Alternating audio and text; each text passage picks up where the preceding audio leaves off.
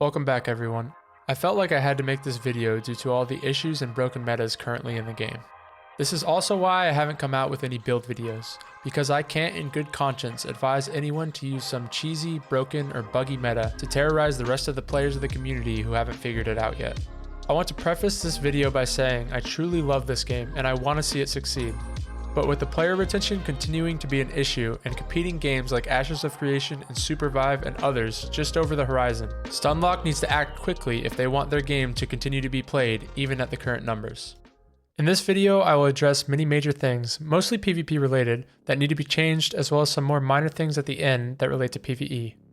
These major things that need to be addressed include server issues with lag and latency that continue to plague this game since Gloomrot, overstated metas, and lastly, death and heal timers as well as in-combat timers. The first is pretty self-explanatory, but one specific server-related issue is one that many of us have come to know as jank counters. This is when you press the button to counter and it's as if you didn't and you still take the damage while either your counter is refunded or it just entirely goes to Narnia with no effect and now it's on cooldown. The overstated metas I will talk about in the next segment with way more depth, but let me expand on the death and heal timers as well as the in-combat timers. Currently, when you die to another vampire, you will have a 30-second respawn timer and all of your buffs persist through death, including the blood you had, unless they full suck you on death. Vampire's Bane is a debuff that doesn't allow you to heal if you've been in combat with a vampire within the last 30 seconds. Many of you mathematicians can see where I'm going with this.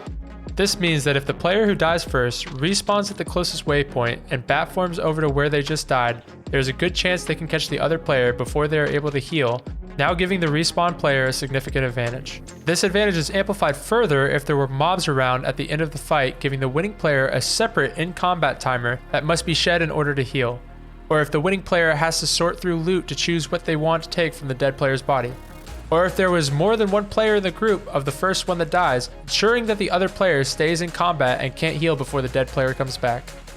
To compound onto all of this, there are always mobs around in areas that attract players, and if any one of them cowers in fear of you, or you simply ride past one without giving or receiving any damage, you will have the in-combat debuff applied to you for 5 or 10 seconds. All of this in totality can result in the player who dies first gaining an advantage on their opponents, which should obviously never be true. That just doesn't work. The solution that I would propose to this is that the player who died to another player respawns at half HP with the inability to change forms for like 10 to 15 seconds. Additionally, the in-combat debuff should not apply on mob aggro, but instead on damage given or received and lasts 5 or 10 seconds or until the mob is dead. Next up, I'll talk about weapons, armor, and spells that need to be changed. To absolutely nobody's surprise, the first thing on this list that needs nerf is the whip. The most broken thing about the whip, though not the only one, is the autos. It has ranged autos, yet it's a melee weapon, and the way Stunlock chose to execute this is by giving it the range of the pistols with more attack speed and damage while still being cancelable to the last few frames and not affected by projectile blocking abilities like Lightning Curtain. The fact that whip autos are able to be cancelled or redirected so late is literally game breaking. Unlike any other weapon or ability that can be used at the same range, the whip has virtually no point of no return. For example, if you want to dodge or counter a crossbow, longbow, or pistol attack, you can wait for the projectile to come out and then time your dodge or counter accordingly. Since the projectile is the point of no return, this is a dependable option even against people trying to bait out your cooldowns by cancel faking or redirecting their autos. Or if somebody is cancel faking with a greatsword Q or Axii or whatever else can be used to cause damage starting from the whip auto range, you can wait for the movement of the greatsword Q or the projectiles of the Axii to decide which cooldown, if any, you want to use to avoid taking damage. This is true of any skill, ability, or auto attack from that range, except the whip. It's a broken weapon that you can use for farming your opponent's cooldowns with absolutely no penalty to yourself. And because the threat of the whip autos being cancelled or redirected from such range, you don't have to be close to do it. Additionally, this creates scenarios where you get free damage off from whip autos because the threat of it being able to be cancelled or redirected so late with no penalty makes it so that your opponent doesn't want to waste their cooldowns on trying to dodge or counter them. It's a case of damned if you do, damned if you don't. Also, because of its range and attack speed, it will effectively outrange literally every other weapon. The only weapons that outrange it on paper are the longbow, crossbow, and pistols, but just barely. Since all of these weapons have longer auto attack animations and less attack speed than the whip, you're allowed to at least trade 1-for-1 in auto attacks against these longer range weapons, like in the clip you're seeing now. And if they go for more than one auto attack, chances are you can get off 3 in the same amount of time they get off 2. This effectively makes it the longest ranged weapon in the game from a PvP perspective. All of this reasoning has led to some servers, such as Embrace the Suck, removing the bosses that give the whips from their wipe in order to balance out the game in favor of more skilled PvP. And I haven't even gotten to the E yet. This ability is a ranged AoE entangle that lasts for 2 seconds, allowing you to walk up to a person caught in it at base move speed and spear Q them, the highest damage and CC melee weapon ability in the game. Oh, and you can also cancel this ability incredibly late, like the autos, to farm your opponent's cooldowns at no expense to the user. Alright, so how do we balance the whip? Well, to start, it's a melee weapon, so make it a melee weapon. The auto range can still be the longest out of the melee weapons, allowing it to maintain its identity. This, in my opinion, should be half as long as pistol range. This would allow it to still be the preferred auto weapon in some scenarios, including after a dash. Second, the auto and E animations need to lock into an action earlier, meaning that the auto or E has to be executed once you make it past a certain point in the animation. Last, the entangle should be the same range as the autos and only last 1 second, and if you hit the opponent with the tip, it automatically crits. Simple as that, the whip is now both balanced and still unique. Short of an entire rework, I really don't see a way to balance the weapon other than the reasons I've listed. The second thing that must get nerfed is the overstated endgame. With 100% blood and T4 jewels now being able to be crafted in 1.0, there's a lot of stats one can gain at any given time while at max level. I want to say that I love how Stunlock added multiple endgame armors to the game to make for a more diverse endgame, but in the current state of Drac armor, the endgame has become much less about skill and more about stats. There are some builds that can never catch or kite other builds. There are builds that are way too tanky and take an army to actually kill. There are builds that have way too much sustain and can never be outdamaged. These metas should be nerfed to the point that whoever plays the fight better will always prevail under equal circumstances. The build choices should be based around playstyle or just whatever the player feels like playing at any given time, and not a case of, well, I have to run this otherwise I can never beat that sort of scenario, forcing players into terrible overstated metas. Also, stats that can control PvP engagements should never be something that the player should have 100% of the time simply by equipping a certain item. Rather, these stats should be temporarily gained as a reward for successfully hitting certain skills or abilities.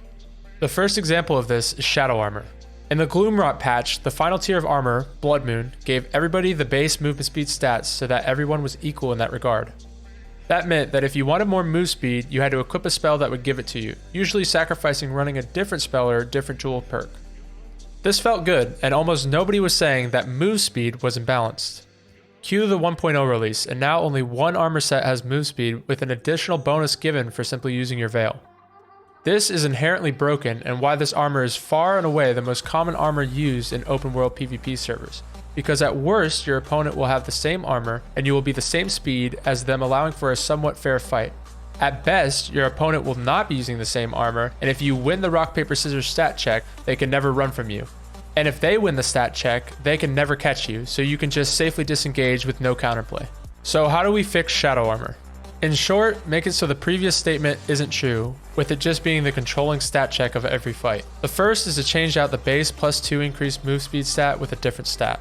The reason why I believe this needs to be removed instead of equalized across all armors is that people are just way too fast to hit skill shots on with this buff, and the game would benefit from players just starting at base move speed rather than everyone being faster at endgame. This would also help protect against gatekeeping scenarios. The second thing to change or possibly even remove is the perk on the armor that gives bonus move speed after using a veil cooldown. Like I already said, stats that can control PvP should be conditional and temporarily gained. Well, maybe this perk could be changed to the short burst of move speed if the player successfully veils and autos their opponent. Lastly, just a disclaimer, the long-awaited Void nerf would have to happen as a result of the Shadow Armor balance to make sure everything in the universe is in proper alignment. The other overstated in-game build that needs to be nerfed is the combination of Scholar Blood with Maleficer Armor and Mosquito. Mosquito in the Gloomrot patch was acknowledged as broken and subsequently reworked, only now it's stronger than it ever has been. To have one spell that gives the user shielding and healing, both unconditional I might add, as well as damage and CC to their opponents within the AoE, all while building Phantasm, is incredibly broken and has made this build the tankiest build in the game. To gain all these stats and buffs while not having to hit an enemy with it, and also having the fact that there is no ranged ability with AoE knockback, means that the opposing players have to choose between letting the Scholar sustain up through these means or attempt to use a melee ability with knockback to separate the Scholar from the Mosquito, while taking damage in CC as a trade-off. This is absolutely busted, but how can it be balanced? Well, the identity of Mosquito is an AoE fear. That much is plain and simple. But for it to give 3 healing wisps simply for using the spell and now deal damage in 1.0 is the part that definitely needs change.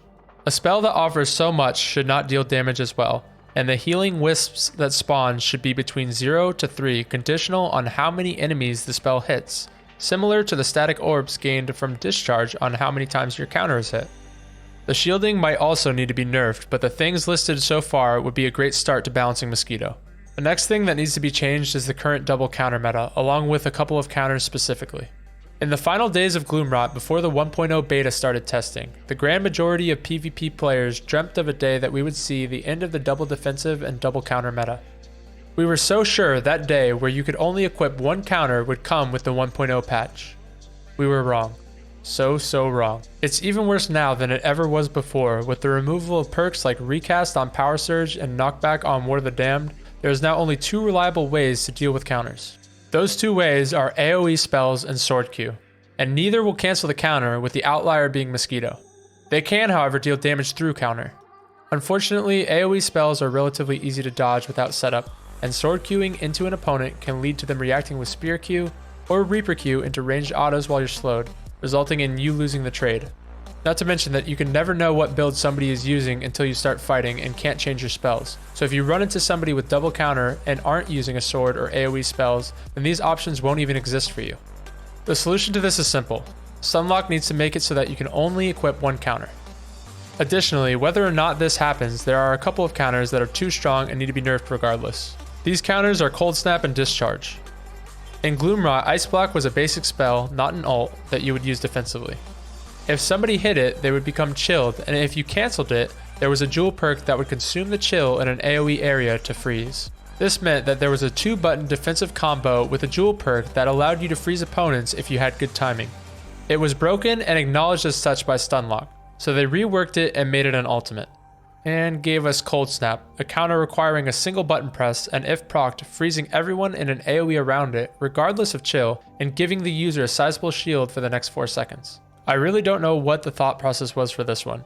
I've had this conversation with many of the better PvP players in this game, and we are all pretty mind blown by it. As far as how they should balance it, I would say it should be a targeted freeze on the enemy that procced the counter and nerf the shield gained afterwards while giving bonus shielding if the target was already chilled. For Discharge, the reasoning and subsequent change is simple. A counter that can pull, stun, and has an AoE pushback on Recast is too strong. I think any 2 of the 3 effects would be fine. If it were me, I would probably take away the Recast since the pull and the stun kind of give it identity.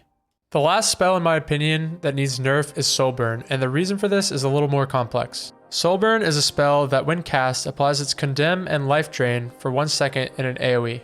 If a target caught in that AoE attempts to cast any spells or use any weapon abilities during that 1 second period, they will be silenced for a duration afterwards. On paper, it sounds alright, but with the server lag and latency issues from Gloomrot persisting into 1.0, what ends up happening is a target who begins casting an ability prior to their enemy casting Soulburn will have that ability cancelled and then have the silence applied to them because the ability they casted is treated as if it came after the Soulburn. To put it simply, for as long as this game has these server issues, this ability needs to be nerfed because there's literally no counterplay to it. The silence needs to be shortened or the whole ability might even need to be reworked. I'm not really even sure what the best solution for this issue would be. Alright, onto the smaller things that mostly relate to PvE and quality of life things that need to be changed.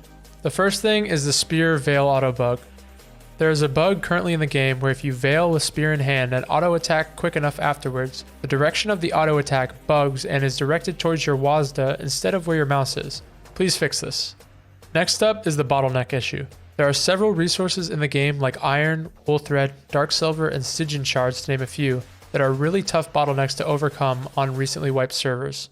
This is because in all these cases, there's only 1 or 2 main places that you can farm these things, or these items drop in too small of quantity. That compounded with everyone needing these resources at the same time means that the players who have been able to farm a little bit of those resources and upgrade their gear but still need more are oftentimes gatekeeping the players who haven't got any. To expand on this for Stygian shards specifically, players have to do the in-game rifts in order to get these and unlock the passive stats with them. If you're among the first teams to get to this point, that doesn't pose an issue.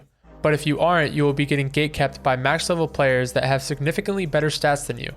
It creates the revolving door of needing the passives unlocked to fight those players, but you can't unlock the passives unless you go to the rifts where they will be and get back to your base with enough Stygian shards farmed. My proposed fix to this would be to make all of the passives vital to PvP purchasable with the minor shards, and make the ones more geared towards PvE the ones purchasable with the major shards. The next issue I have is the sun. Please do something about this. I know it seems immersive and fun to die to air simply because you're playing the game during a day cycle and get caught in the sun, but newsflash, it's not. I'd like to see the sun considerably nerfed or have the Shroud of the Forest have 100% sun resist or something close. That way, if you choose to sacrifice the stats on a normal cape in favor of sun resist, you have that option. The next thing is the Wanderer boss. Again, I get that it sounds immersive and fun to have the forest blind you while the Wanderer runs you through every mob including the level 80 something behemoth, but yet again, it just isn't.